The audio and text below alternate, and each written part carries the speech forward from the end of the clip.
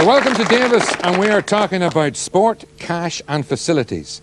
Now, you don't have to be a sporting enthusiast to enjoy that national sense of well-being that follows when one of our sportsmen or women or one of our teams does particularly well.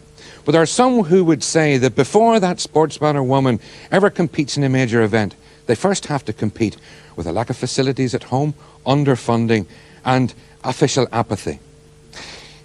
At this moment, £1 million is being spent just to find out if Dublin would be able to host an Olympic Games, when for tuppence anybody could tell them that we do not have an Olympic-sized swimming pool, we do not have a proper soccer stadium, and indeed we don't even have an international quality athletics arena. Yet the GAA is able to spend tens of millions of pounds updating their facilities at Croke Park.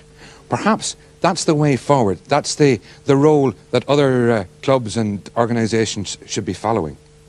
So what's the future of sport in Ireland?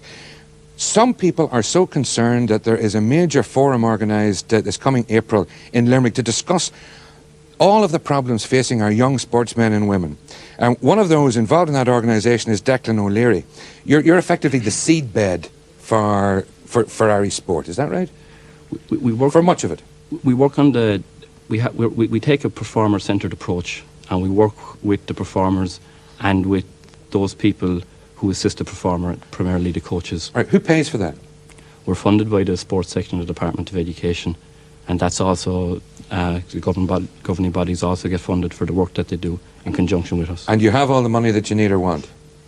Well, Derek, you never have as much as you always want, but I think that one of the things that we're trying to do is work on programmes that are effective and strike at the core of where the performer can be assisted. And I think that's one of the most important focuses for funding. All right, let me bring in Giles Warrington at this stage. Is the situation as bad as we suspect? And really what we're trying to do with this forum that we're introducing in April is to bring together the expertise in the country, but also talk to the governing bodies, the coaches, the athletes, and find out what they're doing and what they need. Because at the end of the day, if we expect our athletes to perform at the highest level and demands are greater every year, we have to support them effectively. So what we're trying to do with the forum, and it's entitled Supporting Performance and Excellence in Sport, is that we're trying to bring the expertise together, the governing bodies, the coaches, the athletes, and actually see what the way is forward for Ireland. Liam Morgan, are our coaches professionals, salaried professionals? There are some, but you mentioned about young athletes and the bedrock there earlier. I mean, the bedrock of coaching in Ireland is the work that the volunteer coach has put in. And in the National Coaching and Development Programme, which is the coach education programme launched by the NCTC, the impact, the very great impact of the volunteer coach was recognised and appreciated all along. All right, let me bring in Gary O'Toole at the moment, because Gary, a distinguished swimmer, brought great glory to your country and achieved much. Swimming up and down the Bath, if all the stories are correct. Am I right in thinking that nowhere in this state is there an Olympic-sized pool? No, there's not, and since I was about 9 years old, I've been harking on about that there's no Olympic-sized swimming pool and that we should get an Olympic-sized swimming pool. We've had about 100 promises of a 50-metre swimming pool and no one's delivered. Just come here. When you hear that they're spending £1 million to find out if Dublin can host the Olympic Games, I mean, how do you react to that? Well, when I found out, when I heard about that in 1992 after we came back from the Barcelona Olympic Games, it was just preposterous. It really was ridiculous that they should spend so much money to find out what everybody else already knows. And it would have been much better off spent ploughing it back into the sports people that had competed at the Olympics. How do you think, I mean, if we did have one or a number of 50-metre pools, enough to service the talent that is there, how could that transform our international performance? Well, I wouldn't say that if we got a 50-metre pool in the morning that we'd all of a sudden produce so many more Michelle Smiths. What's going to happen is that all too often these associations hide behind the lack of facilities as an excuse for the lack of success. And sometimes if you get the facilities, it takes an awful lot more time before the success comes in, because the young child sees Croke Park, wants to compete in Croke Park, sees Lansdowne Road, wants to compete there. So it's important that we get a 50-metre pool to bring more of a pool into our swimming net so that more people are competing. So if you build up your base, then you're going to get more people at the very top. All right. Can I bring in another Neil, another O'Toole, Neil O'Toole, distinguished oarsman? How did your career flourish? Was it built entirely on home facilities? Basically, yeah. Out in Blessing Lake was where I learned my trade, really, and through a lot of hard graft, with no money whatsoever. And but I mean, who paid for the craft that you were rowing? Well, my father paid for my first boat, which I rowed, and cost him about £2,000, which he spent out of his retirement money. And from that, I achieved a certain success, which enabled me to get a grant to go on to buy a further boat, you know. And when you want to, because you're an amateur, isn't that right? Yeah, I'm an amateur by name, but a professional by approach. By approach. All right. But you're not collecting huge fees or huge amounts of sponsorship or anything like that. So who's actually paying? Whenever you go off to compete abroad, are there funds to enable you to do that? Well, there is. I mean, I get a government grant of £7,000 a year, and that basically covers any expenses that are away, that I have to, flights and tickets and stuff. And then the rowing union itself get a grant off the government as well. I'm fine from that point of view. I can get away. But where I have a big stumbling block is if I want to invest in my sport, if I want to get better and, buy, say, a machine for rowing on and, some other equipment that would help me to that might improve. Be available to that's what I can't your do counterpart in the UK. So I mean that that would come from sponsorship, which isn't there because of the low kind of media coverage of the sport. So it's kind of really up to the media to kind of give me a chance to make it commercially viable. All right, well, I'll be talking to somebody, one important representative at least on the media shortly on that subject. But I want to talk to Teresa Hurley of the Irish ladies hockey team, because ladies hockey perhaps would have seemed to a lot of us, because of the lack of exposure, as an unlikely source of national pride or kudos. Well, in terms of the World Cup, which we hosted here recently, we were very fortunate in the coverage that we got, and probably the timing of that competition was more to do with it, and also the hard work that our ladies team had put into it in terms of the committees that were organised and involved in it.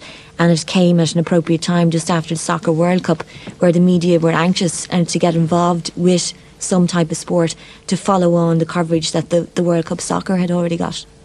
People were educated to watching telly and looking for sport. That's right. How has that affected your sport now? Did you find that as a result of that coverage, there are more young women wanting to get involved with it, that there are more sponsors who want to know you? Well, I think more people are aware now. Even the awareness itself was a major starting point, because up until that, people had the idea that perhaps hockey was the same as almost camogie. So people are more aware now of the game, the skill that's involved, the rules, regulations of the sport. You now have an educated audience. That's right. And they're keen to become involved in the sport. All right. There are those, as I say, who would say the GAA have it right.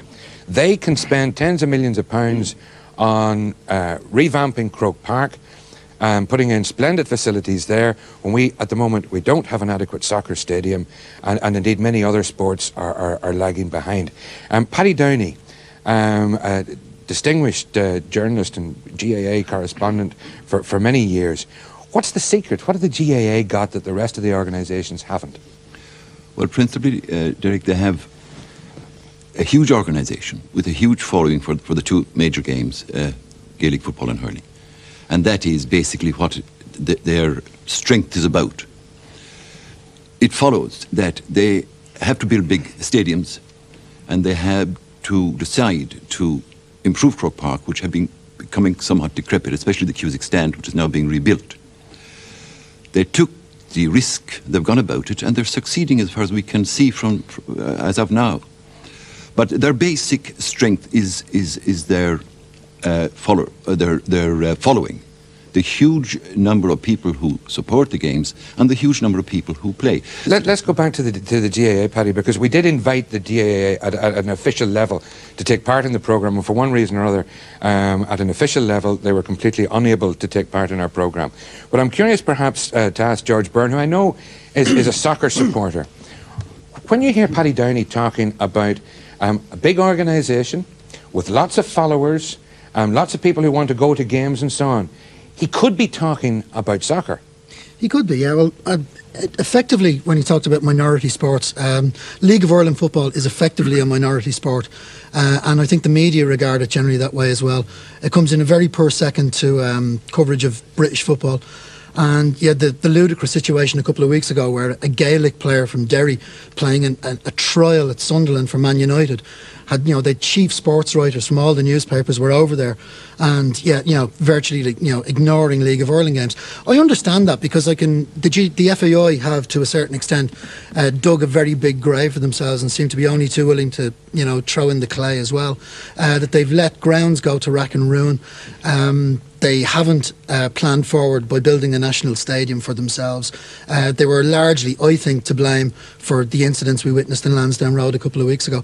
And whilst I despise Gaelic football and hurling on a purely aesthetic level, I think they're appalling games which have no relevance to anyone, in certainly not where I grew up anyway. Fair play to them if they want to build their enormous pleasure dome in Jones's Road, but I for one certainly wouldn't set foot in the place. No, but that also sounds like the voice of begrudgery, George. Because no, it's what not about? really, You'd be very happy if the FAI had an enormous pleasure dome. Possibly, yeah, but I shudder to think what the FAI would do with the amount of how the FAI would squander the amount of money that the GAA are capable of raising. All right, Paddy Downey. About money, when there was money available in the League of Ireland, it wasn't put back into the game. When the big clubs made money, and I can mention them, Shamrock Rovers, Drumcondra and others, going back 30, 40 years ago. I'm not disagreeing. When the big crowds came, the money did not go into providing facilities. It wasn't providently. Declan Lynch. Just on that point, there's a convention or almost a tradition in League of Ireland soccer that a team wins the league, they have a great season, right? At that stage, the management sit down, they decide, how can we get rid of all our best players, first of all? And how can we arrange this that we file for bankruptcy within about 12 months? It's inevitable. Practically, it's as though they've all arranged that everyone has their day in the sun. The idea of sustaining from a platform of success just doesn't seem to... I think Shamrock Rovers had about 4 years in a row in which they did very well, and that's almost the exception that proves the rule. But on a general level as well, even discussing words like amateurism in the context of modern sport, it doesn't seem to belong at all, because there's nothing more quintessentially professional now than sport on a whole world level. It's even treated or marketed now as show business, and it's better than show business because it's unscripted. All right. And apart from professional boxing, maybe. All right. Well, one of the voices of that unscripted sport is that of Ray Tracy. Are we ever going to see the Tracy Stadium or the Dunphy Stadium or any other class of major soccer stadium? Well, I'll assure you that you won't see them next door to each other, that's for certain. What I will say is further to what Declan just mentioned there. Yes, he's quite right in terms of League of Ireland clubs have a history of winning a league and within a very short space of time going bankrupt. That's because, in my opinion, the League of Ireland is so badly managed, it's so badly handled. I don't believe that there are any major plans that it's coming from a good base, simply because the people who make decisions at League of Ireland level are very, very strongly connected with junior football or with international football. But listen, hang on. If you don't do it now, following the successes of, if you like, the Charlton era in international soccer, if you don't do it now, when is the impetus going to be greater? All the Charlton success, which has been a marvellous success, has done for League of Ireland football, is left it further behind than it was before. Junior football and schoolboy football is very, very strong in this country. Senior football, international football, obviously is at its strongest ever. But in there, the national game, the domestic football, is at its lowest ever. It's been proven week in and week out. Liam Aylward, as a former Minister for Sport, now shadow spokesman, is there some sense that because Gaelic sports are officially the national sports, that the likes of League of Ireland football, which has a huge following, does that get neglected by the bureaucrats and those who give out the cash? Well, Derek, I wouldn't say neglected. I would have to agree with what Ray said. And I think it's regrettable that an attack was made on the GA. They've done an excellent job, and they've been doing that over the years. And I think what's happening in Croke Park is an example to all other sporting groups. But having said that, I think it's government responsibility to give a choice to all people, and all sports should be equally funded. I would hope that because of the success... Did you do that when you were Minister? Absolutely, and I think it should be said that last year, in case the wrong impression will be given, that in excess of £20 million was invested in Irish sport, and that compares with a figure of less than £3 million back in 1987, and that's mainly due to the proceeds of the National Lottery, which has been a great success. Now, I know much more needs to be done in sport, and unfortunately what's happening is that there's no long-term plan for sport. And I think that's what we need to do, to put all of our heads together, to put a plan, a 5-year plan or a 10-year plan, and that government will commit itself to financing that. And not just for the major sports, but for the minority sports as well, because they all deserve to be recognised. And in particular, people will have a choice to avail of the sport that they particularly like, and that will be available to them. All right. Just a quick point on League of Ireland football. Apart from the fact that it's badly administered, as Ray Tracy pointed out, and as if that didn't cause enough problems, it is in a unique position. Someone said it has a huge following, and the fact is it doesn't have a huge following. It did have a huge following up to the early 70s, and basically coverage of English football on TV was the death knell for it. And it is in a unique position compared to Gaelic football here, that it has direct competition from across the water. Every day there's a live match on, there's a match on TV. All right. And that's something it's going to have to cut its cloth to deal with. Okay, as well. we have to take a short break here. When we come back, we will be exploring the relationship between sport and television, the sponsorship that follows TV coverage, the relationship between cash and sport. That and a great deal more, including the future of the smaller, if you like, less mainstream sports. All of that, we hope, part 2 of Davis. Join us in a moment. Welcome back to part 2 of Davis. We're talking about sport, cash and facilities. And particularly a point that was raised just at the end of part 1, that relationship between television coverage and sport, and the fact that it can be counterproductive. Well, it can. I mean, the fact I was mentioning about League of Ireland football is that it's definitely suffered from a television invasion by English football. And a more recent counter result of TV was the mayhem at Lansdowne Road, an invasion of a different kind, because that kick-off time was at 6:15. That was designed to suit television. Had it been kicked off early in the afternoon when it should have been played, it might have reduced or at least minimised some of the problems that occurred. Would you not acknowledge that television coverage of many sports, that in fact many of the previously obscure sports, perhaps like snooker and so on, that television coverage was what brought them to the wider audience and which greatly increased their popularity? I mean, I totally acknowledge that.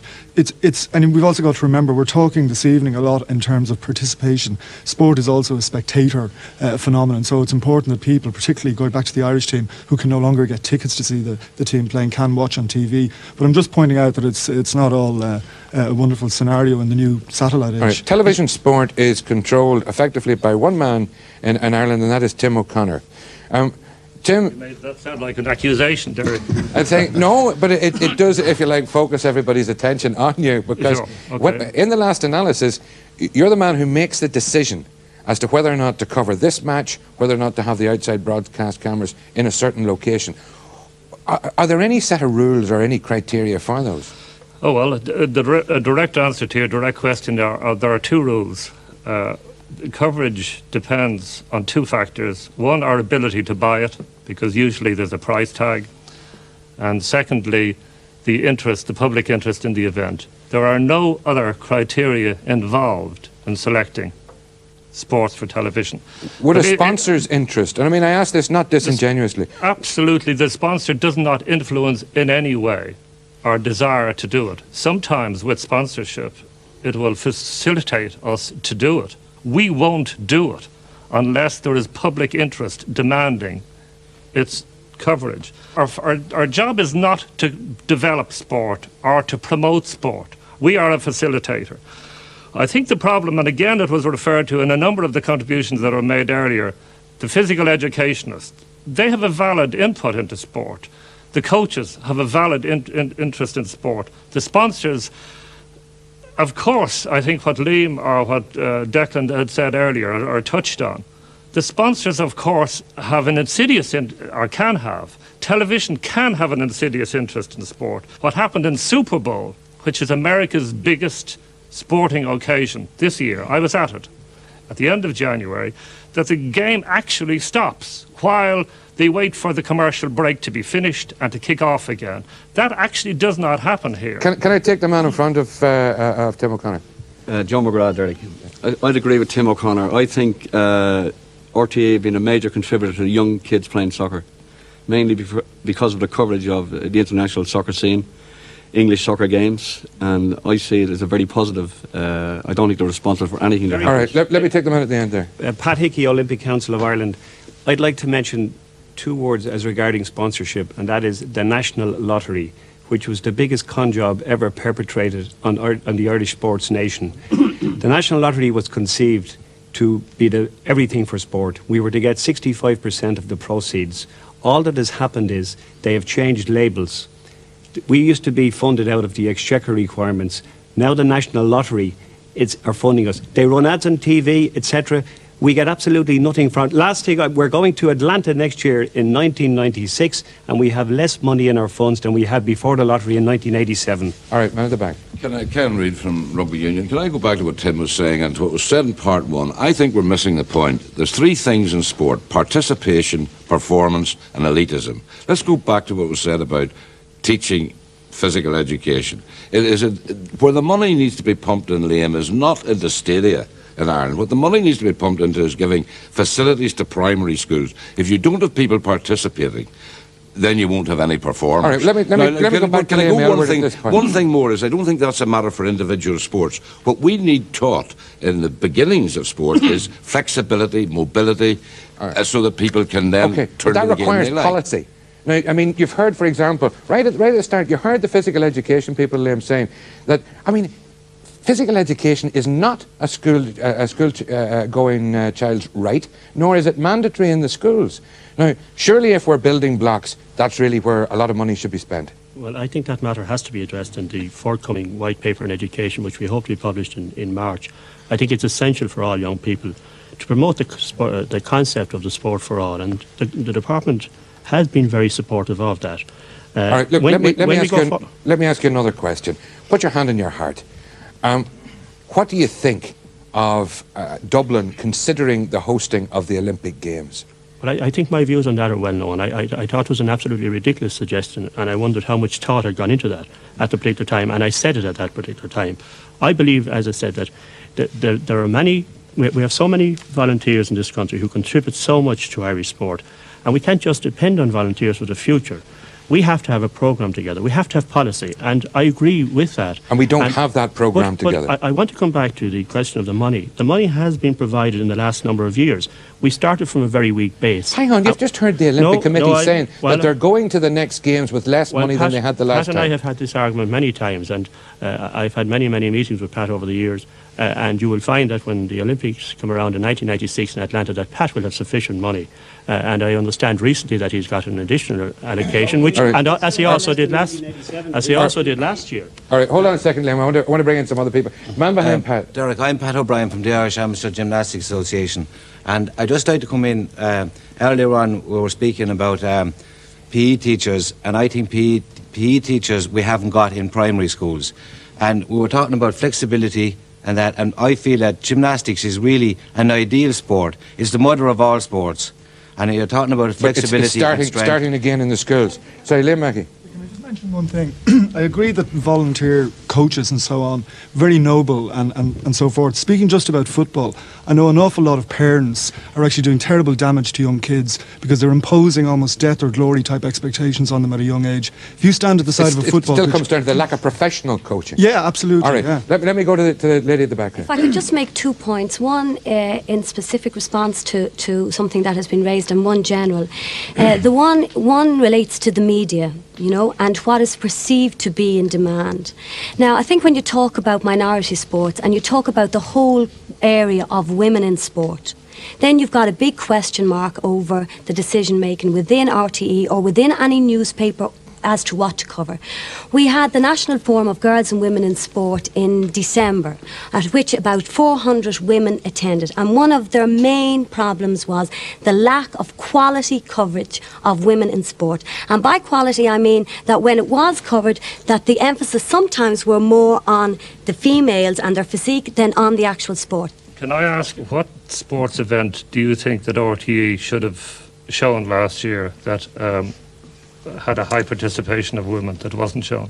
I think that in relation to the way in which some of it is handled, for example, and it's just one example, and you have put me on the spot, and I'm going to attempt to answer it, and that is that a number of the women's sporting events are deferred, so they're not shown live while the male counterpart won. For example, the basketball, and I've no vested interest in the sport, but it's just an example.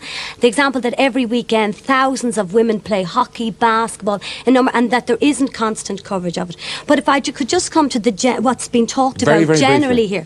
Okay, very briefly. briefly. When you talk about the 4 levels of sport, working straight from the foundation level of physical education right up to the elite, we really need to basically look at a plan for the whole lot of it. And I think that one of the most positive... I have to go to Tony Hanahan at this stage. I just want to make a few quick points. Pat McQuaid and I represent DISC here, which is the Dublin International Sports Council. Now, in reply to one of the earlier points here, we have tried very hard to bring a 50-metre pool to Dublin.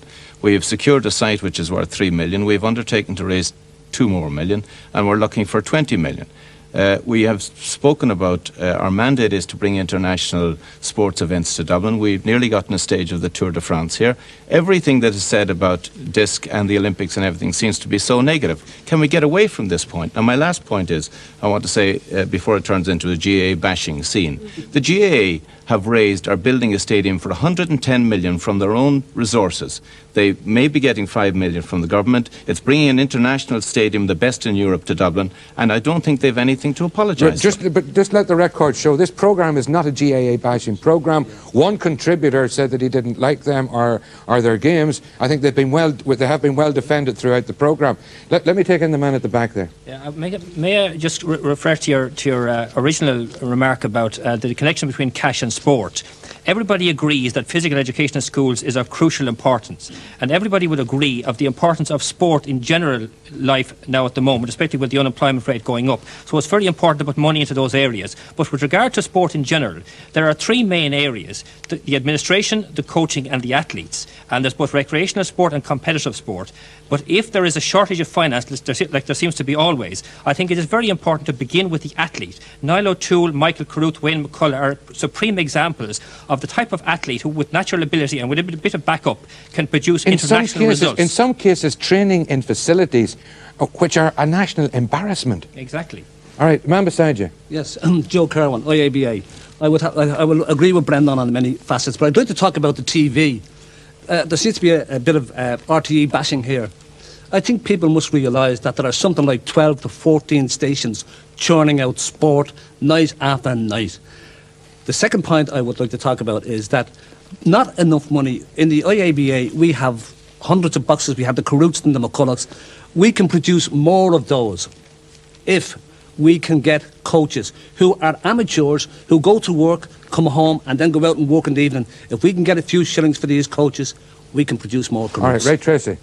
Derek, first of all, just in reply to Tony, as a soccer man, I drive past Jones Road every day, and I think it's full credit to the GAA for what they have achieved, and I wish my own association had achieved half of it. But secondly, the whole thing now seems to be turning into a sense of knocking. Let me make one statement. For a country that has a population of approximately 3.5 million, which is smaller than the City of London, we have produced so many world-class athletes. There's 2 lads sitting down there together. There's the O'Tooles, right? That's not to mention the Carruths, the McCulloughs, the Tony Wards. I think we are possibly amongst the greatest sporting nations in the world, and yet we're not proud of it. All right, let me take the man beside you. Derek, I would like to welcome Tony Hanahan and his group, DISC, to the campaign for the 50-metre pool. We've been campaigning in the ISA for a 50-metre pool for 25 years, and it's the greatest scandal in Irish sport, I think that we haven't got a 50-metre pool. Well, if anybody proved the need or the worth of it, it was Gary. And do you want to add something to that? I think the fact that they have been campaigning for 25 years says an awful lot about the campaign. All right, the man in the front in the demo. Lee Morgan, the NCTC. You've mentioned a lot of topics, and in short, they're all valid, and they're all valid for the promotion of sport, right from the grassroots up to the elite level. But there's also been mention of a plan, and there is a plan in place. 53 national governing bodies, many of whom are here, have got together in partnership with the NCTC on an agreed coach education plan. Now, that's a starting point, because right down at the support level for volunteer coaches and building up right to the coaches who are dealing with the people at the top. Now, that's a very productive start. Yeah, but we've also identified a number of other things within the programme. One of the fact is, their irrefutable fact is, the GAA are able to plough a lot of money into their discipline. Another kindred sport, I could get into trouble for that, soccer, seems unable to get its act together. Now, the difference would appear to be, correct me if I'm wrong, organisation. Yeah. I don't think that's actually necessarily true. I think you're talking about 2 very different things, if I may say so. One is a national sport, the other is an international sport, and I think that fact is getting lost. But in terms of cash flow, the IRFU That if you is pouring money in it. There's £2 million out with his clubs at the moment. It is employing a growing legion of people to teach the game. I mean, I'm quite confident that the money that we take in from 2 matches a year, we pour back into the game. I mean, is there some signal difference in your organisational abilities or capacities? Have you a secret income or what? Yes. It's not even a secret, Derek. Ray Tracy. We know it can, and he's quite right what he said, and I've got great admiration for the IRFU. They host 2 games a year, 2 internationals a year, I believe, Ken. Yeah. They host 2 internationals. But they also maybe go a long way towards hosting 4 more internationals. It depends on the FAI's schedule for that particular season, because they're earning from soccer. Yeah, and they're dealing very well with it. That's absolutely true. But you've got to. I mean, the problem that seems to be in the state is this: that either you have a national stadium that everybody uses on whatever that means for all sports, arena, or if that was taking 25 years, 50 years, the 70 years of the state to do, then we couldn't wait. The GAA couldn't wait. Hockey couldn't wait. So that every other sport is getting on as best it can. All right. Let me go back to Tim O'Connor. I'm reluctant to participate in the debate other than one of media, but I mean, it should be brought to the attention of everybody that the English Football Association does not have their own stadium. It's not the merely supplying of a stadium is going to solve the problems of all the people here. The investment has to be made at the levels that have been identified by all the participants of your programme. Man in front of you. Derek Joe McGrath, the FAI. Yep. I'd like to just say, and I'd agree with Ken Reid, to compare GAA with soccer with an international sport is ludicrous. First of all, if the GAA were paying all the players, they mightn't be so rich. And that might be too far off the mark. And I'll just say something else, and to finish. We, at the moment, there's more kids playing soccer than ever in the history. It's the most played game at underage level in the country. And I include GAA and I include every other sport at the moment, and I can prove that. All right, Paddy Downey. Maybe that is the GAA's strength. I'm not a spokesman for the GAA, Derek, here today, but maybe that is the GAA's strength as it is the IRFU's strength, that they're amateur organisations. Liam Aylward, I mean, as a former Minister for Sport, now shadow spokesman, are there a series of plans? Is there an individual plan? Can we say 5 years down the line that the next Gary O'Toole, the next Niall O'Toole, or the next Sonia O'Sullivan or whoever, that they're going to have it that little bit easier, that the facilities are going to be there for them? Yes, definitely. I think Pat Hickey, as a friend, will know that last year we introduced an elitist sports grant for people that had potential to win Olympic medals, and that's in place. It has been last year, this year, and next year, and will continue. There's an outstanding sports persons grant for individuals, and I think the 2 fellows here have availed of that. But I think it's very important before we leave this programme that we shouldn't talk about sport in any programme without mentioning, as Pat Hickey did, the disabled and the weaker people. And a sports section within a department has a responsibility, a statutory responsibility towards the weaker people, as well as the competitive people and the elitist people.